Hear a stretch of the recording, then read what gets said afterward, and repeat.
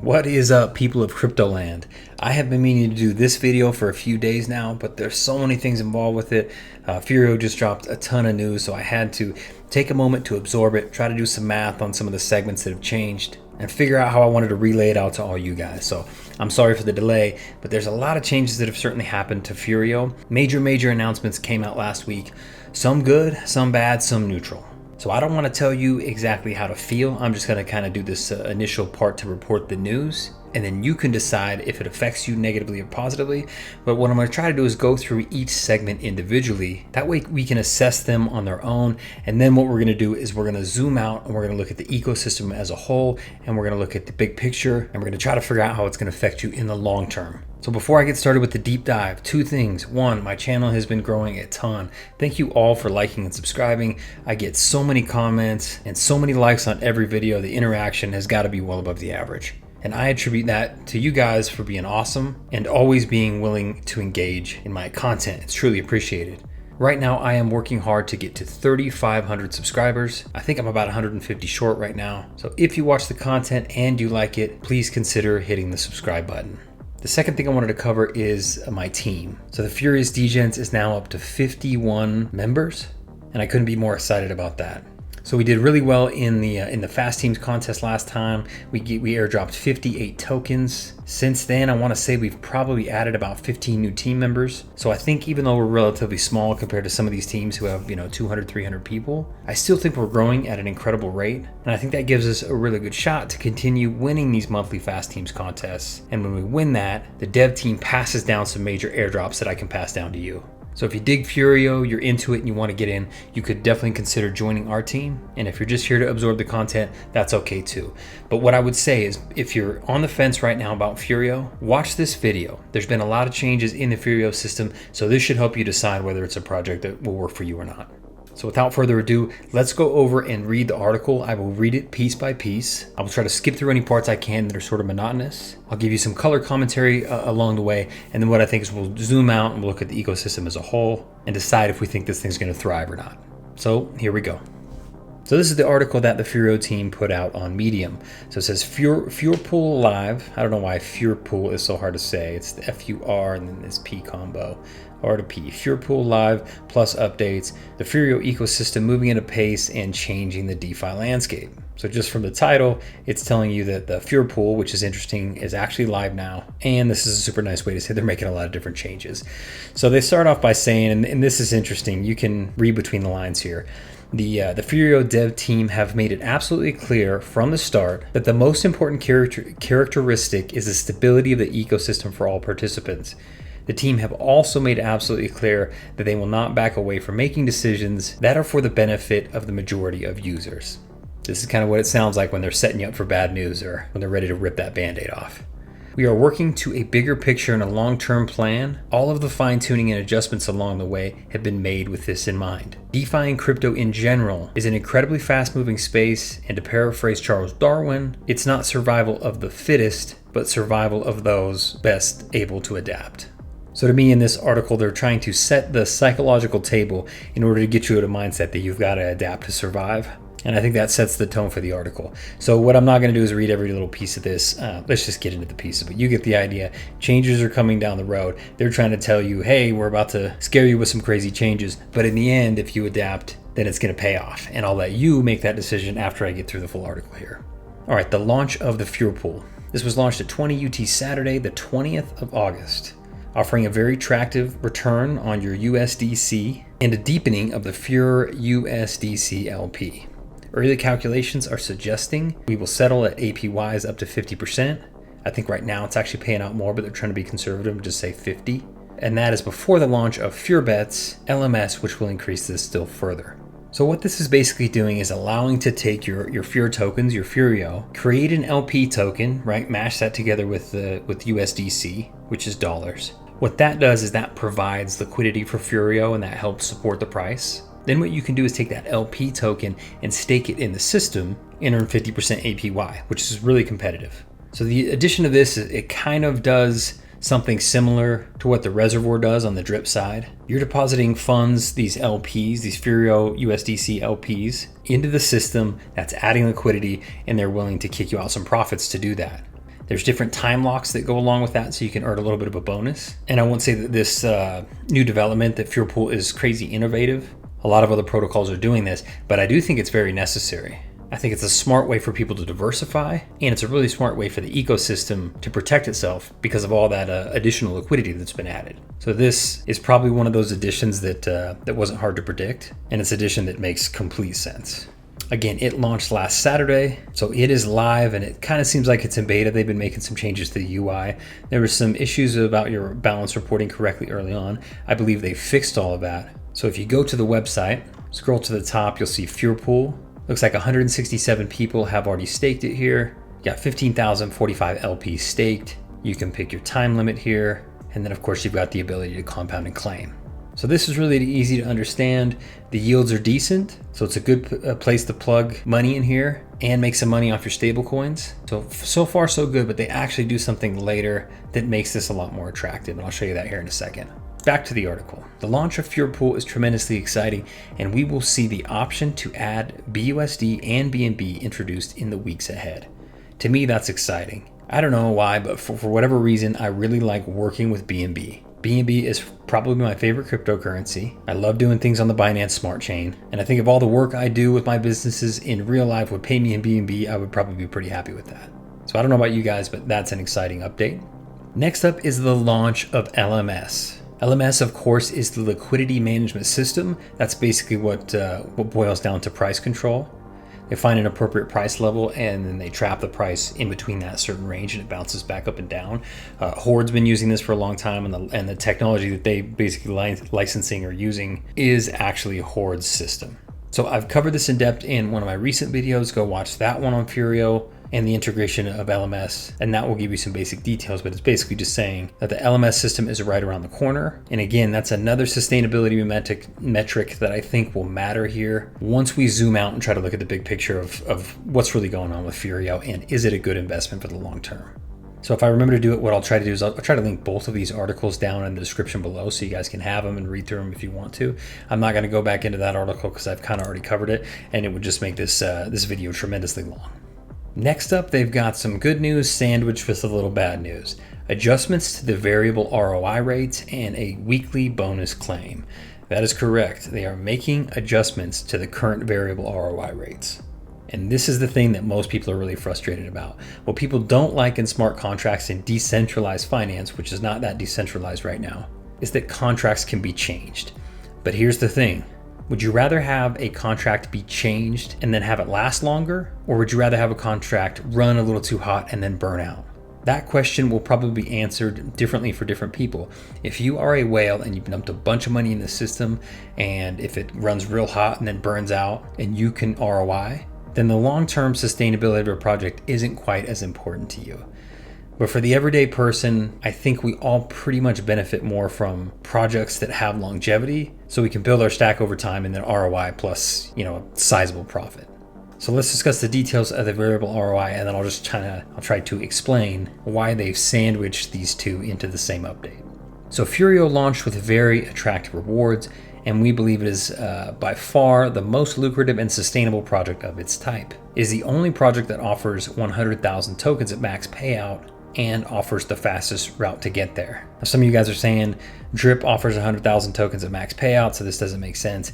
It's the way they pay them out. So when you claim from Drip and redeposit, it starts to tack those into your claims column. So even if you've never actually taken money out of the system, you'll notice that you have something in that claims box. And so if you just write everything out to a max wallet, and let's just say you're not given tons of airdrops and stuff, because I think some of that stuff is a factor, you'll end up with 100,000 max tokens, but about 20% of that will already be claimed in the process of when you're hydrating. So really when you end up, you've only got about 80,000 tokens left that you could sell. What Furio is saying here is that their compounds don't go against claims. So technically, if you haven't claimed it along the way and you go to a max payout, you should have 100,000 tokens remaining that can pay out. So that's what they're saying. I know that can be a little bit confusing. The dev wallet airdrops are becoming very attractive in addition to the fast teams, with over 25,000 USDC of Furio in the latest release, excluding the 2.5% club raffles. Again, like I mentioned earlier, we got a chunk of that. Our team, the Furious Degens, built a team fast enough to get into the fast teams category, and because of that, we placed in the top 10 and we were rewarded with some free Furio tokens. So that of course is very cool because I was able to pass that down to you guys.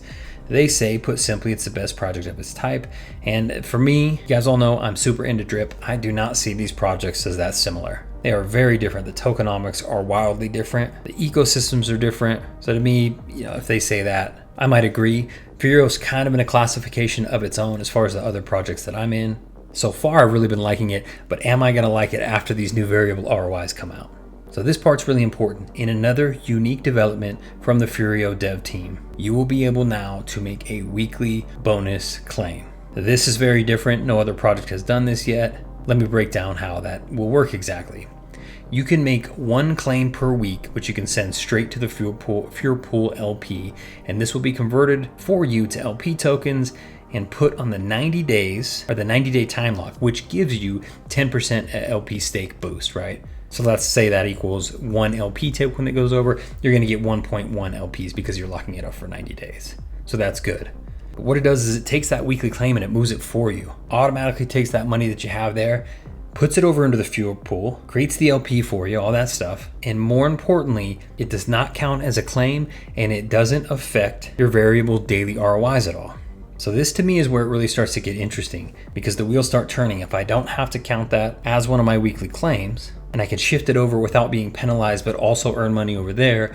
And that money's technically only locked up for 90 days. So at the end of that lockup period, I could actually take that money back, but it didn't hurt my initial investment over in the vault. Now it's starting to make sense. I'm starting to understand why I would want to do that and how I could really easily diversify inside of the ecosystem. So I found this super interesting and it definitely changes the way I'm going to work my strategy. So it says the bonus weekly claim will be available 7 days after the Furio Pool launch. I'm just going to start calling it FP. But it's saying 7 days after that happened, so that was last Saturday. So this Saturday we should have this available. As soon as this is available, I might give it 1 day to make sure they work out any kinks, and then I'm going to start doing this myself. I will do it on camera so you guys can see how it all works. And that way, if you decide that it works into your strategy, then you can do it too. I don't want to tell you what to do. Obviously, none of this is financial advice. But if you've watched any of my videos, you know what I like to do is I like to look at the rules of the game. How did the devs set up the game? And then I like to play the game in the way it was meant to be played. If I can find a way to identify what it is that the devs want me to do and align that with the profit I'm looking for, that is the strategy I'm going to take. So I like the idea that I can pull from my vault, move it over into LPs, not hurt my vault, but have that money accessible in 90 days. I'm feeling it. So far so good. Where's the bad news? They're going on and on. Obviously, it gives you an attractive return, means that the smaller loyal customer committed to the ecosystem is not disadvantaged against anyone who just wants to deposit in Furio Pool alone. It creates a balanced entry position for your Furio rewards, so that's awesome. Okay, the bad news. In support of this adjustment and the ongoing stability of the LMS, the Furio dev team have been analyzing the current claims. Many participants and early adopters have had a very attractive return so far, but the tax-free claim option and the following adjustment will further benefit everyone in the long term if we adopt the following variable ROI changes. So yes, they are changing the contracts and the ROIs will be different. Here's the new details. Compound claims rate. So if you compound 7 days a week, you will continue to stay at that 2.5% and you're going to be in the 2.5% club. Plus, you can also get your bonus weekly claim. So you can technically, I think what this means is you can compound 6 days, claim 1, which is your bonus weekly claim, and you will stick at this 2.5% range. Of course, if you have other claims in there, that will affect you on a 28-day rolling average and will drop you down. So now what this used to be is if you were going 6 and 1, this used to be 2.25%, which I was really excited about because I was about to roll to a 6 and 1 strategy. I was getting my account balance up to a certain point to where that one day a week I claimed that it was a solid amount and I could move that around the ecosystem or do whatever I wanted to it. This sort of negates that. It makes it less attractive. Let's be honest, 1.75% per day is still pretty outrageous, but it's not as good as 2.25%, right? That 0.5% would make a pretty big difference. If I had a Mercedes and a BMW and they're both in my garage, I'd be really happy. If you then came and took one away and all I had was, say, the Mercedes, sure, that's nice, but I used to have both. So I used to be a little bit happier. So anyway, that's what they've done here. To create more sustainability, they have gone in and changed the ROIs, changed the contracts, And so now 7 and 1 still gets you to 2.5. 6 and 1 drops you down to 1.75. 5 and 2 to 1.25, and 4 and 3, 1%. 3 and 4 and below is 0.5%. When you first start out, instead of starting at 2%, you're going to start out at 1.75. It also says that you'll go down to 1% if you break the pattern at all in the first 28 days. So what I recommend is, if you are going to get into Furio, you compound for 28 days in a row. Get yourself up into that 2.5% club, and at that point is when you should start whatever strategy you want to do. Again, not financial advice, but it just makes sense. Play the game in the way it's designed to be played. One change that they did make that I don't think they have listed here is, before, if you were to drop down into the negative participant rate, right, anything over just like above break even, a 3 and 4 would drop you down into negative. Before, you were never able to get back from negative back into the positive category. So if you ever started a 3 and 4 claim, from then on you were always going to be negative, and you would never be able to see the 2.5% club again. They have changed that. They've taken it away. So now, if for whatever reason you need to pull some money and you drop down into the lower tiers, you are able to, through good behavior, bounce back up into the 2.5% range. So I like that. I always thought it was kind of weird that they trapped you down there. If you're now acting appropriately and doing stuff that's beneficial for the system, why are you penalizing that person for actions they made early on, right? Everyone deserves a second chance, even in DeFi. So my biggest issue with this right out the gate, obviously, it completely changes my strategy. I spent a bunch of time kind of working out exactly how I was going to do this. I was really feeling the 6 and 1 at 2.25%, and I had some other ways that I was going to play it. I kind of had it outlined. I was really close to executing that. Like I said, I wanted to get my balance up to a certain level before I started doing that once a week claim. Now that it dropped down to 1.75%, I feel a little bit different about that. But I think we do need to be honest. This was never paying 2.5% per day. It was never paying 2.5% per day. What it's doing is it's allowing you to build at 2.5% per day. So you can actually, you could get 2.5%, but what you technically have to do is wait 29 days until you got into that club, claim once, get it at 2.5%, your claim, then it would drop you back down to the next tier. You'd have to follow that up for 28 days and then do it again. So you could technically try to do that. It would not be very easy to do. So really what Furio does, it doesn't pay out 2.5% per day. It allows you to compound at 2.5% per day. So if you start to think about it in that manner, you can kind of adjust your strategy. Here's another thing that's super important. I was very frustrated when these changes happened because I don't like it when devs change contracts. I realize that it's for the better in the long term, but my question to the dev team, and I asked them this very pointedly, was how often are you going to continue to change these? You had a little change you needed to make early on because some whales exploited the system. That only affected a couple people. Very few people were actually affected by that. This one is major and it affects everyone. And even though they're saying this is for the betterment of people, my concern isn't this, because I think there's a way to play this that's absolutely fine. My concern is, are you continually going to change the contract? So I went back and forth in the devs in the chat, and I'm actually just going to read the response that one of the devs gave me after I pinned him down and said, you need to make us feel comfortable that this isn't going to continue to happen. So here it is. Okay, again, this is directly from the dev. There won't be any more changes to the ROI. The ecosystem will move at pace from here on. The yields on stable investment in Furio are both insane and sustainable. We are getting this to where we want it to be and where it needs to be for a long-term investment proposition. So I'll leave it at that. I won't read the others, but in a nutshell, the conversations back and forth are, and I'm paraphrasing here, for the long-term sustainability and how people were claiming it and everything, I don't think that they had the math technically correct the first time around. So what they did upon reevaluation was give the bonus weekly claim, adjust the APRs, and now it's much more sustainable. In addition to that, they're going to inject the LMS system, which is really going to make a big difference in my eyes too. So if you're at this point in the video and you are very frustrated, I completely understand. I see where you're coming from, but I'm a big fan of trying to figure out how to utilize ecosystems and pivot just in life and anything. When you get hit with a roadblock, you can either be real frustrated with that roadblock, or you could try to figure out how to move around it. And I think that's at the scenario we're at now. The big what if is, are they going to continually change this and you're going to have to reevaluate and pivot every time? They have flat out told me that no, the APRs will now no longer change. They've got it right now. And now it's time to move forward at the speed that they wanted to move forward originally. So here we are. So take that as you will. Obviously, I'm not the dev team. I'm not making the decisions here, but I do know some of the guys over there. I've gotten to know them what I would feel is like fairly well over the last couple months. I do like them and I do trust them.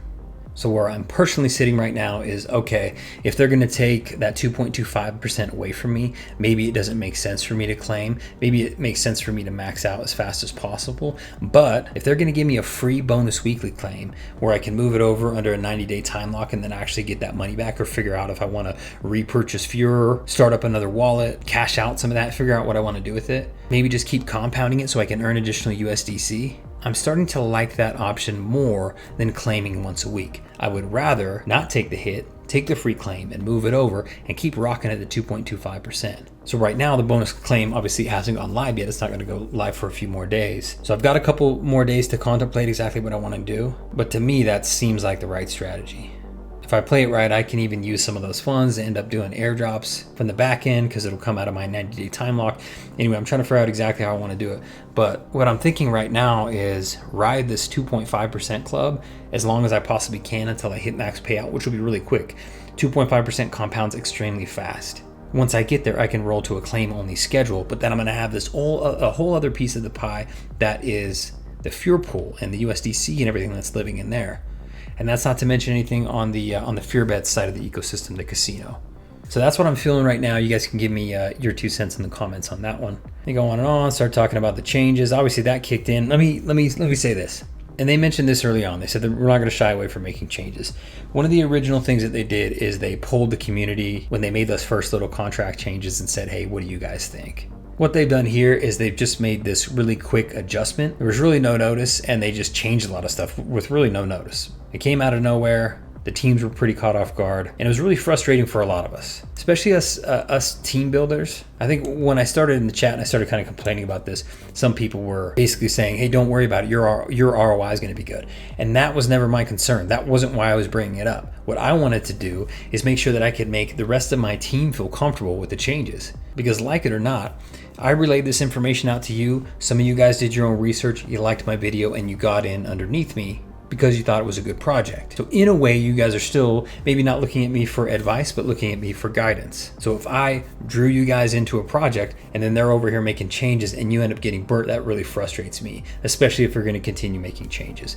So my main concern in the chat was, are you going to make any more changes that are going to put people in a weird spot? And then I'm going to have to be the intermediary where I'm coming to you guys and I'm relaying this information. And what ends up happening is the messenger ends up getting killed. That's what I wanted to avoid. I want to avoid impacting you guys in any way that is negative, because of course it's not very fun to get information from the team and have to relay the bad news to you. So the good news, of course, is they told me this won't happen again. They actually do have it right now. And it wasn't just some changes to the APRs. It's also some positive changes to where you can not only negate the negative effects of the APRs changing, but actually benefit from it. So I think that's really important. But let me tell you this analogy real quick, just so you can kind of understand why we should give them some leeway with making this decision how they did. Let's say you own a company, you run the company, you're the CEO. You're the expert over your company. You can see from a bird's eye view all the different pieces and parts moving. Let's say you realize that you are in a bad spot and your company is going to end up getting wrecked if you don't remove a division, right? So very frustrating, but a lot of people are about to lose their jobs. So what you have to decide as a CEO is, do I look out for the benefit of the long term of the company and for the majority and cut this division? And unfortunately, 50 people are going to lose their jobs. Or do I not make that decision, keep that division alive, and end up maybe possibly sinking the whole company? Now, if that CEO were going to say, here's what I'm going to do. I'm going to pull all the people in the business, all the employees, and I'll allow them to make a decision. First off, all of those employees don't have the bird's eye view that the CEO has. They can't see the full picture. In addition to that, they're going to be emotional about their decisions because Tom, who's keeping his job, is going to look over at Sally, who is losing her job. And since he's got an emotional connection, he knows Sally, he knows her husband, he knows that she's putting her kids through college. That emotional connection is going to say, no, don't cut that division. I know Sally, and she needs to keep this job. So all the employees are going to have outside factors of why they don't want that to happen. And in the end, all those little emotional decisions would probably sway toward keep the division open. We'll all just try to work a little harder so everyone can keep their jobs. And eventually it would crash and burn. So should developers, poll the team or the teams and all the people inside of our project before they make a decision? Honestly, probably not, because we can't see the full picture. And in the end, what really matters here is not that a few of us early adopters or the guys with the big bags ROI in this and make some good money, but that the protocol lasts and the majority of us can get a solid ROI out of this. So before you get like super up in arms and really frustrated with the dev team, it's frustrating, but it's probably the right call. I think they did the right thing. I was probably frustrated on this topic for like an hour. The more I started piecing it together, and some of the other great members that are in the Fast Teams chat, we started going back and forth of pros and cons and benefits and how to play this. And I think in the end, it's really good. So you can make that own decision whether you want to be frustrated or not. I'm all about pivoting and trying to make the best of things. And I think what they've done here is taken one of my toys away, but they've given me 2 additional toys to play with. So while I'm a little frustrated, I'm not that mad, and I'm just going to let this thing roll. Back to the article. I'll skip over all this. Let's go to another really important thing, and this is something that I wish Drip would do. I think this is interesting. I know it's a staple of why Ooze is so cool, but Furio's gonna launch tradable Furio vaults new to the Furio NFT marketplace. Basically, my vault that I own and everything in it will be attached to an NFT. Let's say I want to get out of the project. I just need the money. I didn't plan correctly. Something crazy happened. I got hit by a bus and now I need surgery, and I need the $50,000 that's tied up in my vault. I can say, listen, community, I need to sell this. I'll throw it up in the marketplace and people can make me offers on my vault and then buy it off of me. And they can add that NFT to their wallet, and now they effectively own my vault. This is an amazing way to do it. And like I said, I wish Drip would do it like this way, because it does a couple of things. One, it allows people to get in and out of investments that are longer term in the shorter term. And it also creates some stability in a way. Let me think through this. It creates some stability in a way because it allows you to effectively wash out weak hands or non-believers in the project. So if you launch a project and you've got 50% people who are really about it and 50% people who aren't, right? You're a couple months in, these people decide, oh my gosh, best project ever. These people decide, hey, it's not for me. What happens is these people start selling. So it's applying 50% sell pressure. These people are continually buying, but they're already kind of bought in, so they're not able necessarily to keep up with the sell pressure. So the price crashes because 50% of the people aren't into it. These guys are believers though. So if what you did is allowed these people, the believers, to buy the vaults of the non-believers, what that does is shift things up and give these guys the majority share. So now they own a lot more and the sellers own a lot less, and the selling pressure is significantly less. What that does is that helps stabilize the price. Stable prices are more attractive to investors coming in. So I think it has a couple different effects and a couple different factors of why this is good. So I'm actually really excited about this. I may mess around and set up like a sub wallet and start to build it and get it to the point where I could just sell it off. Not for any other reason than I want to go through that process and learn how it works. And as long as I could ROI on it and make my money selling it off, it would be totally worthwhile. So we'll see if I can do that down the road and it makes sense for me to do that. I may do it just as an example so I can make some good content on it, show you guys how I'm building something from 100 Furio up to 1,000 Furio, and then I'm going to sell it out and what the process is. So keep an eye out for that. If I decide that I have time for that type of a little science project, I will do it, because I think it'd be really cool for you guys to see too. All right, after the NFTs, let's keep scrolling. This is more stuff about the NFTs. So I think that's it. I think those are the main updates. It's a lot, and it's really truly going to affect strategy. A lot of people have voiced their concerns or voiced their support. People's opinions are vastly different. So rather than, I guess, me tell you how I feel about it, even though technically I've kind of already done that, I think what we should do is actually look at the price action. What did investors think about the changes? So let's go look at the price real quick. So here we are at Furio's price chart in USDC. This is where the article dropped, and then this happened. So if that's not telling, I don't know what is. It seems to me that people like the changes because it's going to be more long-term sustainable. So the price obviously was dropping here. Over a couple weeks, it was slowly just bleeding out. Looked like it was finding some support down to this 550 range or so, and maybe that was where it's going to level out. But as soon as this announcement came out and all the different tokenomics and how much more sustainable people feel this is, and I actually tend to agree now, the price shot all the way up to 835. So that's good for a couple reasons. One, the more the token's worth, the more money I technically have, unrealized gains, of course. And two, and probably more important for me right now, because I know this price isn't going to go up forever, they are going to lock that LMS system in. So I'd much rather have that LMS locked in between $8 and $9 than I would between $5 and $6. Because in the end, if it stays in that range, my max payout is going to be so much higher. So if they think that the system can sustain a price level like this, then maybe they'll trap the LMS range maybe in between 8 and 9, something like that. So I don't know for sure what they'll pick on the range. They need to be very careful about the range they pick because it needs to be sustainable. It makes no sense to make a LMS range between 30 and 40 if the price action of that coin can't support it. You just end up having to change it, and then you get a whole lot of pissed off investors. So in this scenario with this bounce, is it going to be 7 to 9? Is it going to be 7 to 8? Is it going to be 8 to 9? I really don't know, but the higher the better. That's more sustainable because, of course, I'd like to max this wallet out.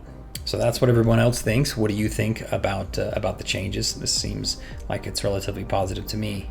The day everything got announced, it just completely shot up.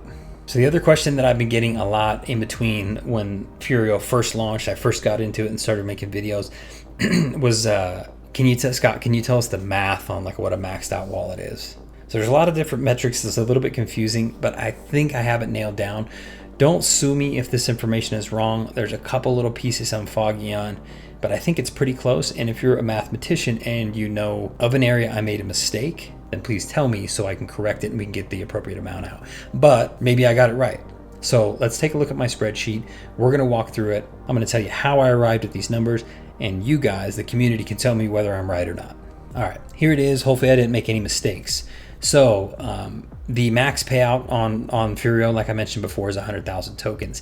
To get to that is 27,777 tokens. You take 27,777, you multiply it by the 360% that is the max payout. That's how you get 100,000. So just so you know, 100,000 max payout. To get there, you need to climb up to 27,777, and that's a little different than drip because it's not 365 days, it is 360. So the price estimate that I put in for this scenario is $7. Now, I don't know where they're going to put the LMS, if it's going to be between 6 and 8 or 8 and 9, whatever. I took 7 because I felt like it was a fairly conservative estimate, assuming that 8's up, or that the current Furio price is up at like 850. Maybe it's the 7 to 8 range. I don't know. I had to make an appropriate guess, so I went with 7. Now, at max payout, once I get to this 27,000 tokens at $7, that equals $194,439. Now, assuming that I max out the wallet and then start to claim, my rate will basically drop within a week or two down to 0.05%. Now, I know that's not completely correct because your first claim would be 2.5, and then at some point, it would take the 28-day rolling average to catch up, then it would drop you down to 1.75, whatever. You get a little more out of it. That's not my point. This is a pretty good average. Once you start claiming for a little while, it will drop you down to the 0.5% tier. And of course, since your max payout is up to 360%, it would take you at 0.5%, 720 days to reach that max payout. Hopefully you guys are following me so far. Now, what will happen in between that time is you are going to start hitting whale tax tiers. So you're not going to be able to collect that exact amount the whole time. You're going to start collecting less because you're going to start hitting those tiers. So what I did, and this isn't the best way to do it, but what I did is I took the average whale tax. I don't want to do the math on each individual bucket, what that's going to be. So what I did is I took the average of all of these, and of course they equal 22.5%. That is the average whale tax. And you guys can correct me if I'm wrong, but the claim tax on everything, I think you're always charged this 10%. So this is the whale tax, but 0 to 10,000 tokens, I still think anytime you claim, you're claiming you're paying a 10% tax. And I think once you bump up here and pay this 5 in the whale tax, you're now paying 15% technically because you still got to pay the normal claim tax plus the extra 5%.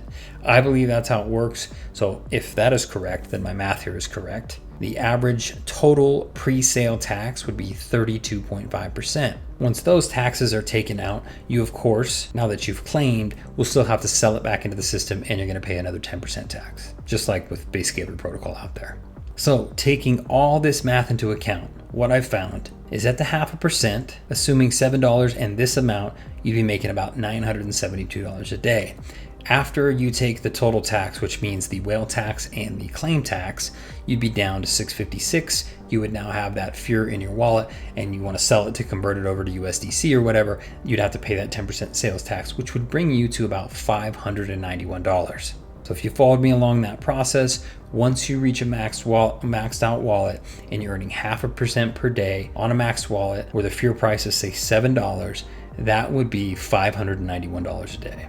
The continued math is right here. 591 is the daily profit, days to max. Of course, it would take you 720 days. Since it's just 0.5%, that's 360 times 2. Total profit that you would pull from the project at max payout over that almost 2 years would be $425,000. Your weekly profit on average would be about $4,149, and for the first year you'd make roughly $215,000 on average. The second year would be a little bit shorter, but what would really happen is, based on how these claim taxes go, is that dollar amount would be heavily front loaded because you're paying way less tax in the beginning. So the first year you'd make much larger paychecks. Then as you started getting to the higher claim tiers, those payments would fall, so it would be way less lucrative. So you're probably with this going to get 75% in the first year and 25% in the next year. I did not have the time or the brain power to compute how exactly that worked out and what month you'd get paid what, but this is the average. So I think the most important number, if you guys are wondering, if you buy into Furio, whether you buy 1 Furio token or 1,000 Furio tokens, all that's affected there is the difference is how long it's going to take you to actually reach a max payout. And at 2.5%, you can actually get there really fast. So I recommend making a reasonable size deposit and just compounding that thing. My personal wallet should expire should max out basically in January. So for the entirety of 2023, I should be able to pull from this project. So that's super exciting. What's not taken into account here, and again, my brain is only so large, I couldn't figure out how to factor that in. If I only compound 6 days a week because I take that bonus compound and move it over into the Furio pool, how does it affect this? I probably could have done the math on the time frame, but I didn't do it. I think the dollar amounts here will still be the same, but it's going to elongate the time until I get to max payout. So I don't know how much of a factor that will be if I use that USDC that I'm earning to rebuy Furio tokens and accelerate this.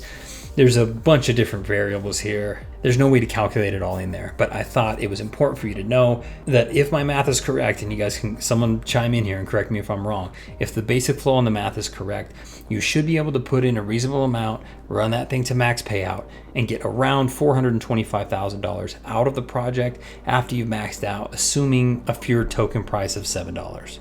Anyway, you guys let me know how you feel about it. At first I was apprehensive, then I started to look at everything. I zoomed out, started to look at the big picture and realized this is probably better in the long run. I did the math on how much I thought I could make. I feel like this is still going to be a very profitable investment for me. I am going to leverage the Furio pool and use those free claims so it's not affecting my 2.5%, and I can open up a different revenue stream, which will help me diversify inside of the ecosystem. And I think I've got my strategy now crafted relatively well. I also think it's cool that if I ever need to sell these things off, eventually these NFT vaults will be available in the future and I could sell it off to someone else and capitalize right away. But here's another round of challenging updates, challenging changes where you have to make some pivots. But I can honestly say I think that I'm probably more bullish on Furio in the long term than I have been in the past. And I've been really bullish about it.